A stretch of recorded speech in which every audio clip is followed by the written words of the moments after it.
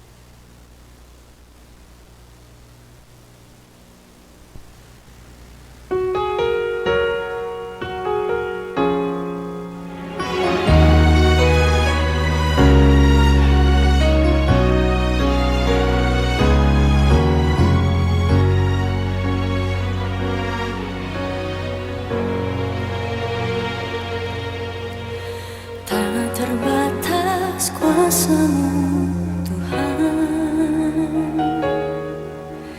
semua dapat Kau lakukan. Apa yang kelihatan mustahil bagiku, itu sangat mungkin bagimu. Dokter bilang Intan mengalami sakit, yaitu kelainan imun. Dan saya sakit asam urat 2 tahun. Dan saya mulai tidak percaya Tuhan. Di situ pun orang tua saya membawa saya ke dukun, melakukan aktivitas yang tidak sewajarnya. Saya selalu didoakan oleh pendeta, tapi karena saya didoakan saya tidak mendapatkan pemulihan, mama saya membawa saya ke dukun.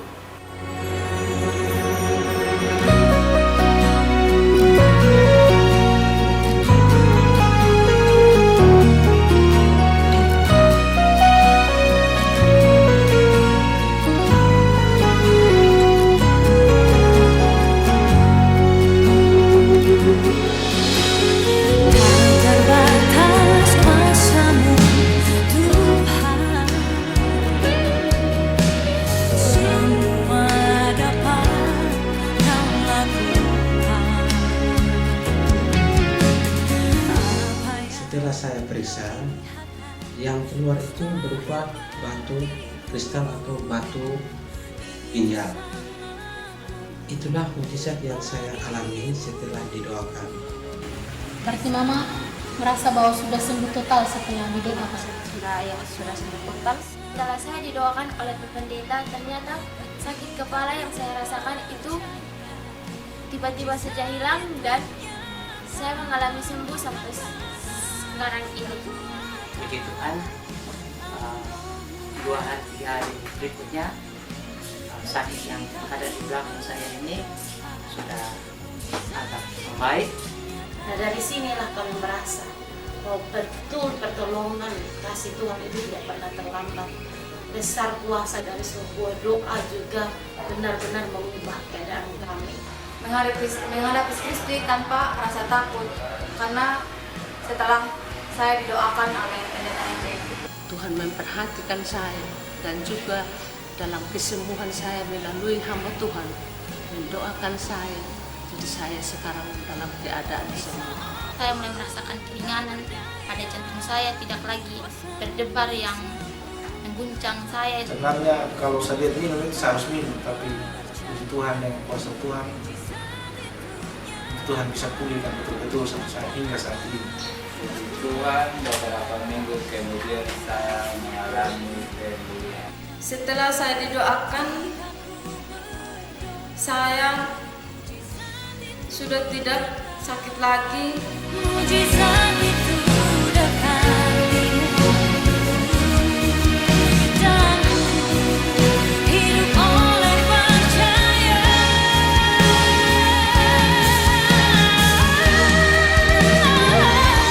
Intan sudah sembuh. Setelah didoakan saya sembuh Sehingga saya mengalami kesembuhan. dan saya merasa segar sampai sekarang, badannya sudah seperti biasa. Sepanjang saya beribadah dan sampai dengan hari ini, saya tidak mengalami lagi batuk itu.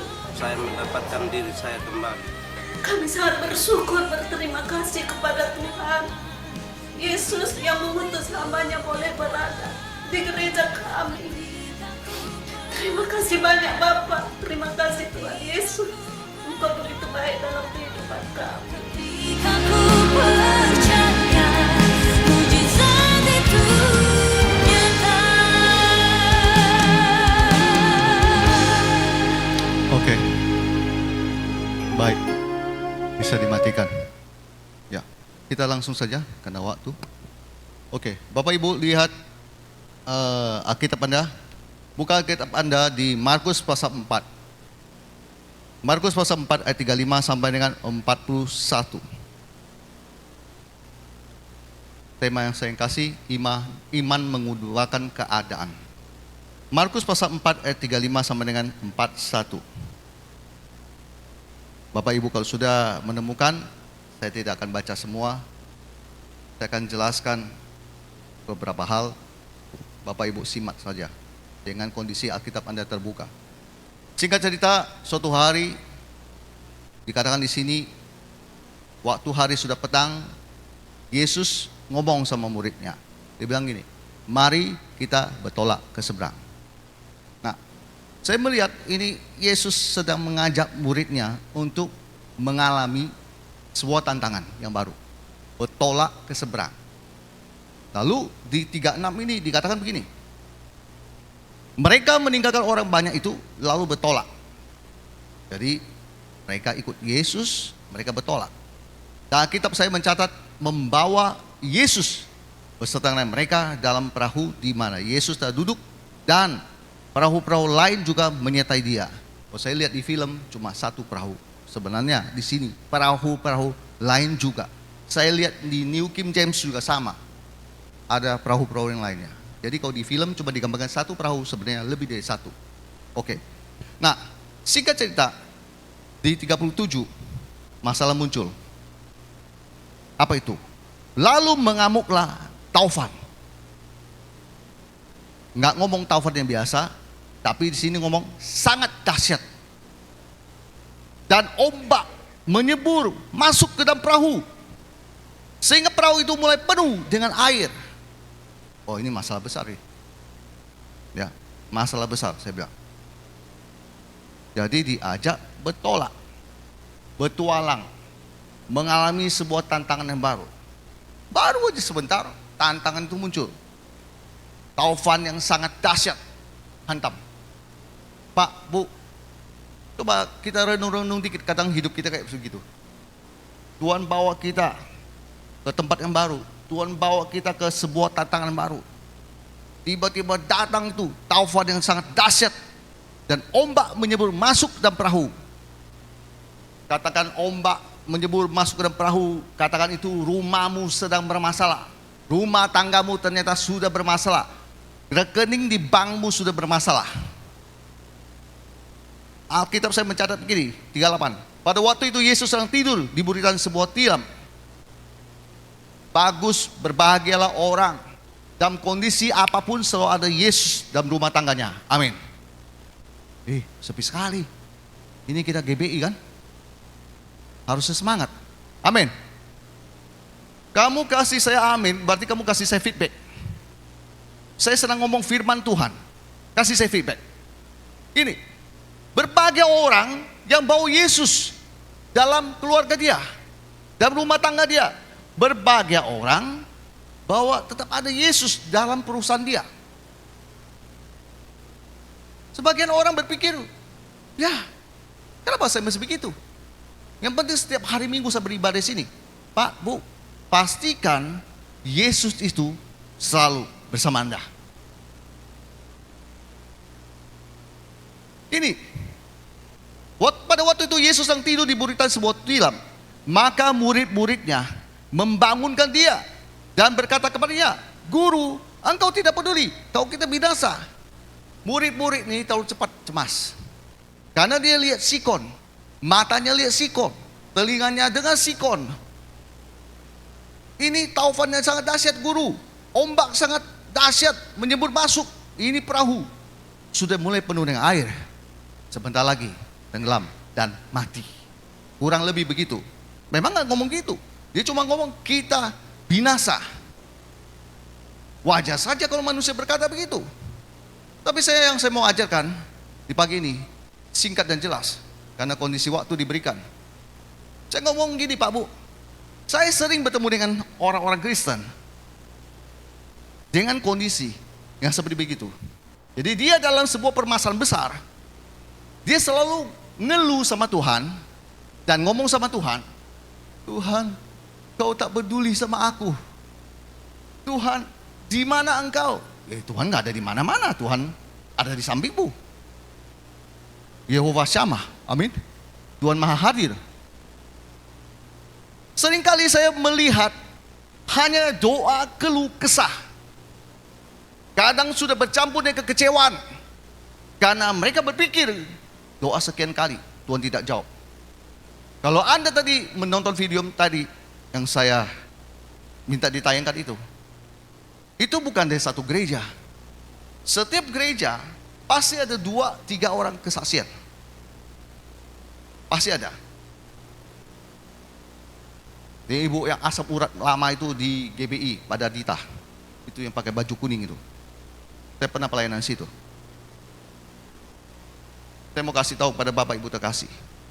Mungkinkah doamu sudah sekian lama kau naikkan, kamu belum melihat jawabannya Tuhan? Hari ini saya mau ngajar Anda untuk menggunakan kuasa yang sudah ada dalam dirimu, yang selama ini tidak beroperasi karena kamu tidak tahu cara menggunakannya. Banyak orang seperti kayak begini, polisi. Dia polisi, dia punya seragam. Tetapi satu hal, pistol boleh di sini, tapi minta maaf, pencuri datang, dia sibuk mencari pistol. Pada pistol sudah nempel di sini, tapi dia sibuk cari pistol. Dia bilang, kalau bisa kau pinjam aku pistol tuh untuk saya tembak itu orang, bereaksi. Pak, Bu, Anda mungkin merasa lucu, tapi saya sering menemukan kondisi inilah yang sedang terjadi. Kalau kondisi ini tidak sedang terjadi, tidak mungkin ada begitu banyak jemaat setiap hari masuk ke handphone saya untuk minta didoakan. Bapak Ibu nggak percaya? Satu hari bisa 20 orang.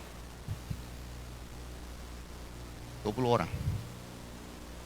Saya sebenarnya mau ngomong begini.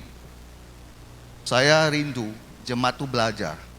Habis belajar, pinter, dan praktekkan, rasakan sendiri bagaimana kuasa itu. Pak, Bu, gini, 39. Ia pun bangun, Yesus bangun, menghadik angin itu, dan berkata kepada danau itu, diam, tenanglah. Saya suka ini ayat. Saya suka bagaimana Yesus bangun. Bangun itu berbicara, kamu mungkin sekian lama sudah berdoa, tidak dijawab oleh Tuhan. Sekarang saatnya kamu bangun. Sekarang saatnya bangkitkan semangatmu, bangkitkan imanmu. Pak, gimana bisa bangkitkan iman? Gampang saja. Di kitab Roma tertulis, iman timbul dari pendengaran. Pendengaran akan firman Tuhan. Amin. Bapak Ibu, kalau Anda tidak punya iman, datang ke gereja, Anda dengar firman begini, pasti imanmu akan naik. Saya sengaja kalau saya lagi pelayanan, saya selalu kasih bukti buat orang lihat apa yang sudah saya lakukan, supaya iman mereka tuh naik. Supaya mereka yang sakit, mereka berpikir, masih ada harapan ya ternyata ya. Pak, Bu, saya pernah melayani di rumah sakit, Ada orang non-Kristen, anaknya sakit. Mentor saya suruh saya doakan dia. Saya harus berdoa cukup jauh naik taksi ke Pantai Indah Kapuk. Waktu itu belum ada aplikasi Grab dan taksi pun jarang-jarang sekali. Pokoknya singkat cerita saya sampai di situ, saya doakan. Besoknya mentor saya juga ngomong gini, Hendrik kamu kembali ke sana. Ya saya bilang kan kemarin sudah. Dia bilang kamu mau taat atau tidak? Oh yaudah, kalau mentor saya sudah ngomong gini, ya saya taat. Pergi lagi, lakukan hal yang sama lagi, tumpang tangan. Kali ini dokter pun bingung, kenapa kanker leukemia bisa hilang? Dia nggak percaya, tahan lagi. Ibunya lapor ke saya bilang terserah ibu. Ibu mau percaya di hasil tes yang ada, atau ibu mau percaya sama dokter yang masih mau menahan? Terserah ibu. Yang penting bagian saya sudah selesai. Saya pulang. Enggak ditemukan, hilang. Nggak masuk akal Pak Bu. Nggak masuk akal. Saya belajar satu hal. Kamu yang sudah mati semangatnya, kamu harus bangkit. Kamu harus bangkit, cari Yesus. Amin. Kamu harus baca firman, timbulkan iman. Amin. Ketika kamu nonton video-video begitu, di dalam dirimu akan berkata, masih ada harapan. Sudah hampir mau tenggelam kok Pak Bu, perahu. Menandakan sudah nggak ada harapan lagi. Bentar lagi udah tenggelam. Tapi lihat Yesus, dia bangun. Yesus bangun kemudian nggak ngomong, mari kita memuji menyembah Tuhan. Ada kamu temukan di situ? Cek kalau ada. Nggak ada di kasus ini. Nggak ada. Saya cuma temukan satu, Yesus berfirman. Amin. Kok ragu-ragu? Anda baca Alkitab Anda. Cek. Silakan cek. Ada Yesus kemudian, mari kita bernyanyi. Nggak ada. Yang saya tahu cuma dia bangun dan menghadik angin itu dan berkata pada danau itu, Pak, Bu, ini firman dengan alam. Bisakah terjadi? Sudah gini aja. Kejadian pasal 1. Alam diciptakan oleh apa? Itu Ibu, luar biasa. Kamu berarti tahu Alkitab, kau baca Alkitab. Alam itu diciptakan dengan firman. Maka berfirmanlah Tuhan jadi hari ini. Maka berfirmanlah jadi begini. Amin kan? Dan sekarang di zaman Yesus, masa dia nggak bisa mengendalikan itu? Danau, angin, taufan, masa dia nggak bisa mengendalikan itu? Bapak Ibu tahu? Kemarin saya pelayanan di daerah Melolo. Dibilang ke saya oleh tim yang membawa saya. Rekan saya bilang gini, yang hadir nanti ada lebih dari 500. Oh, saya sangat semangat. Saya mau lihat apa yang Tuhan mau kerjakan di sana. Ketika lagi KKR, hujan rintik mulai datang. Pak Kepala Sekolah dari awal sudah bilang, Pak, mulai cepatan Pak. Saya dalam hati, ya biarin aja. Dia mau mendung, biarin aja. Mulai rintik. Saya ngomong sama langit, kamu jangan mengacau. Dalam nama Yesus, berhenti hujan. Berhenti nggak Pak? Murid saya saksinya. Berhenti. Murid saya saksinya. Masih ada rekan lagi satu. Masih ada istri saya lagi. 3 orang saksi udah cukup. Kemudian lagi tengah khotbah. Di tengah, aduh, hujan besar Pak Bu. Hujan besar. Sampai basah di mana semuanya. Cuma ngomong kepada Tuhan. Tuhan, iblis tidak akan bisa berbuat lebih panjang lagi untuk acara ini. Dia harus berhenti hujan ini. Tahu apa yang terjadi? Tiba-tiba berhenti dan matahari keluar. Iblis kalah. Kenapa? Kalau hujan deras, tidak bisa atalkol Pak Bu. Tidak bisa atalkol, becek, basah. Tenda yang dipasang juga sempit, kecil, nggak memungkinkan. Saya mau belajar dari Yesus. Maukah Anda belajar dari Yesus? Bahwa dia bangun dan menghadik. Kalau kamu selama ini tak pernah baca Alkitab, gimana kamu tahu apa yang kamu ucapkan nanti? Kamu gak punya firman. Itu Yesus bisa hadik karena dia ada firman dalam diri dia. Yohanes pasal 15. Kalau kamu ada di dalam Tuhan, Tuhan ada dalam kamu. itu firman hidup dalam dirimu, kamu akan punya otoritas dan wibawa ilahi dan berkata, diam, tenang, berhenti. Sebaliknya, kalau Anda tidak punya firman, itu nggak akan bisa terjadi. Pak Bu, saya sangat mengajarkan hal yang penting. Perhatikan ini. Yesus, dia bangun di hari angin itu dan bilang pada danau itu, diam, tenanglah. Alkitab saya mencatat, lalu angin itu reda dan danau itu menjadi teduh sekali. Saya selalu percaya bahwa segala sesuatu bisa diubahkan. Seringkali orang menyerah dengan keadaan dan mereka berkata, Pak, keadaan saya sudah begini, kanker stadium 4. Itu kenapa? Kalau gitu kamu menunggu mati. Saya akan bilang, selama kamu dikasih nafas, berarti kamu bisa berdoa. Jangan kalah dengan keadaan.